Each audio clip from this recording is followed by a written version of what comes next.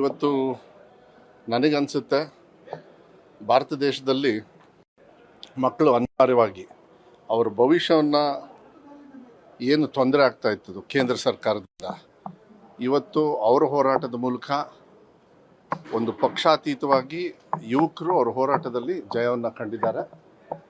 ಏನು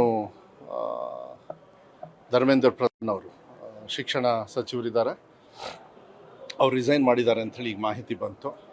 ಇದು ಇನ್ನೂ ಮುಂಚೆನೇ ಮಾಡಬೇಕಾಗಿತ್ತು. ಅವ್ರಿಗೆ ಏನಾದ್ರು ನಿಜವಾಗ್ಲೂ ಮರ್ಯಾದೆ ಗೌರವವನ್ನು ಉಳಿಸ್ಕೊಳ್ಳೋದು ಆಗಬೇಕು ಅಂದಿದ್ರೆ.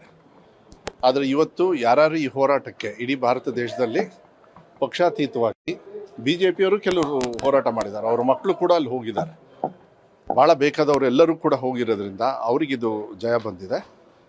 ಆದರೆ ನನಗನ್ಸ್ತದೆ ಇದು ಇಲ್ಲಿಗೆ ನಿಲ್ಲಬಾರ್ದು. ಏನು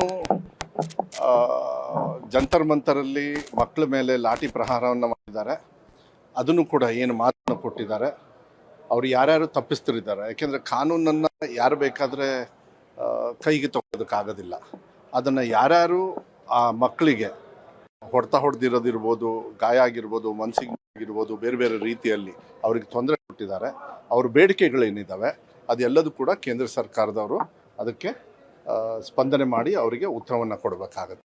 ಆದರೆ ನಾನು ಈ ಸಂದರ್ಭದಲ್ಲಿ ಒಬ್ಬ ಶಿಕ್ಷಣ ಸಚಿವನಾಗಿದ್ದು, ಯಾಕೆಂದರೆ 3 ವರ್ಷ ನಾನು ಕೆಲಸ ಮಾಡಿದ್ದೀನಿ, ನನಗೆ ಗೊತ್ತಿದೆ.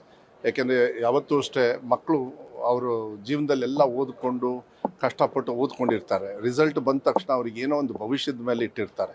ಆದರೆ ಈ ಥರ ಬಂದು ಒಂದು ನೀಟ್ ಲೀಕೇಜು ಆಗಿ ಕ್ವೆಶನ್ ಪೇಪರ್ ಲೀಕೇಜ್ ಆದ ತಕ್ಷಣ ಅವ್ರ ಭವಿಷ್ಯನ ಹಾಳಾಗೋಗ್ಬಿಡುತ್ತೆ. 30 ಜನರು ತೀರ್ಕೊಂಡು ಹೋದರು ಇಡೀ ಭಾರತ ದೇಶದಲ್ಲಿ. ನನಗನ್ಸುತ್ತೆ ಕೇಂದ್ರ ಸರ್ಕಾರದವರು ಅವ್ರಿಗೆ ಏನಾದ್ರು ಗೌರವ ಇದ್ದರೆ, ಯಾಕೆಂದರೆ ಇದು ಫೆಡ್ರಲ್ ಸಿಸ್ಟಮಲ್ಲಿ ಎಲ್ಲರ ಜೊತೆನೂ ಕೂಡ ನಾನು ಇದ್ದಾಗಲೂ ಹೇಳ್ತಾ ಇದ್ದೆ, ನೀಟು ವಿರುದ್ಧನೇ, ನಾವು ಯಾವತ್ತೂ ಕೂಡ ನೀಟ್ ವಿರುದ್ಧ ಇದ್ವಿ.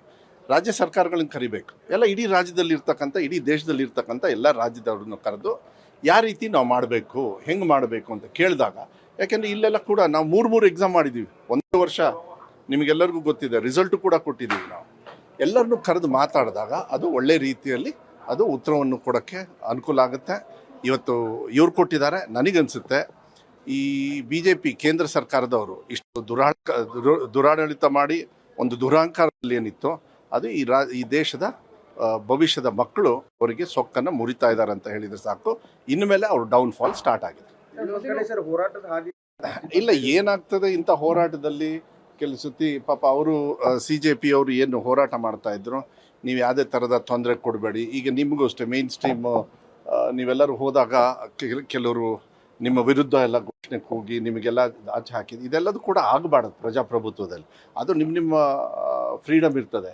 ಆದರೆ ಇಂಥ ಅವಕಾಶಗಳು ನೀವು ಸೇರಿ ಅಂಥದ್ದು ಕೊಡಬಾರ್ದು. ಅವಾಗ ಏನಾದ್ರು ತಪ್ಪಾದರೆ ಆಡಳಿತ ಮಾಡೋರಾಗಲಿ, ನೀವು ಪತ್ರಿಕಾ ಮಾಧ್ಯಮದವ್ರು ಇರಲಿ, ಆಡಳಿತ ಮಾಡೋರು ಇರಲಿ, ಮತ್ತು ಆಫೀಸರ್ಸ್ ಇರಲಿ, ಇದೇನಾದ್ರು ಮಾಡಿದರೆ ಇವರು ಈ ದೇಶದೊಳಗೆ ಹೇಳ್ತಾರೆ ಅನ್ನೋದಕ್ಕೆ ಇದೊಂದು ಉದಾಹರಣೆ. ಅದು ಆಗಬಾರ್ದು. ಹಾದಿ ತಪ್ಪಿಸ್ತಕ್ಕಂಥದ್ದನ್ನು ಮಾಡಿದರು. ಮೊನ್ನೆ ಎಲ್ಲ ನಾವು ನೋಡಿದಾಗ ಅವರು ಲಾರಿಯಲ್ಲಿ ಕಲ್ಲಿಟ್ಟಿರೋದು ಮತ್ತು ಅವ್ರ ಗಾಡಿ ಹಾಳಾಗಿರೋದನ್ನ ತಂದು ಹಿಂದಿರ. ಬಟ್ ನನಗನ್ಸುತ್ತೆ ಈ ದೇಶದ ಯುವಕರು ಭಾಳ ಬುದ್ಧಿವಂತಿದ್ದಾರೆ. ಯಾವ ರೀತಿ ಅವ್ರಿಗೆ ಪಾಠವನ್ನು ಕಲಿಸ್ಬೇಕು ಅದು ಕಲಿಸ್ತಾರೆ. ಆದರೆ ಇನ್ನೂ ಕೂಡ ಬರೀ ಒಂದೇ ಇಲಾಖೆ ಅಲ್ಲ, ಯಾವ ಇಲಾಖೆಯಲ್ಲಿ ಇವರು ದುರಹಂಕಾರವನ್ನು ತೋರಿಸ್ತಾ ಇದ್ದಾರೆ, ಅದೆಲ್ಲದೂ ಕೂಡ ಬೀದಿಗೆ ತರಬೇಕಾಗ್ತದೆ. ಜನರಿಗೆ ಅರ್ಥ ಮಾಡಿಕೊಂಡು ಸರ್ಕಾರಕ್ಕೆ ಪ್ರಶ್ನೆ ಮಾಡೋ ಹಕ್ಕು ಅವ್ರಿಗಿರ್ತದೆ. ಯಾವ ಬೆರಳಿಂದ ಮತ ಹಾಕಿದವರು ಆ ಬೆರಳನ್ನು ಇವತ್ತು ಫ್ರ್ಯಾಕ್ಚರ್ ಮಾಡ್ಕೊಂಡಿದ್ದಾರೆ ಅಂತ ಹೇಳಿದರೆ, ಈ ದೇಶದ ದುರಂತ ಏನಿದೆ ಅಂತ ಹೇಳಿದರೆ ಇವತ್ತು ಉತ್ತರ ಇವತ್ತು ಸಿಕ್ಕಿದೆ. ಈ ಯುವಕರಿಗೆ ಹೋರಾಟ ಆಗಿದೆ. ದೇವರು ಒಳ್ಳೇದಾಗಲಿ, ಈ ದೇಶಕ್ಕೂ ಒಳ್ಳೇದಾಗಲಿ.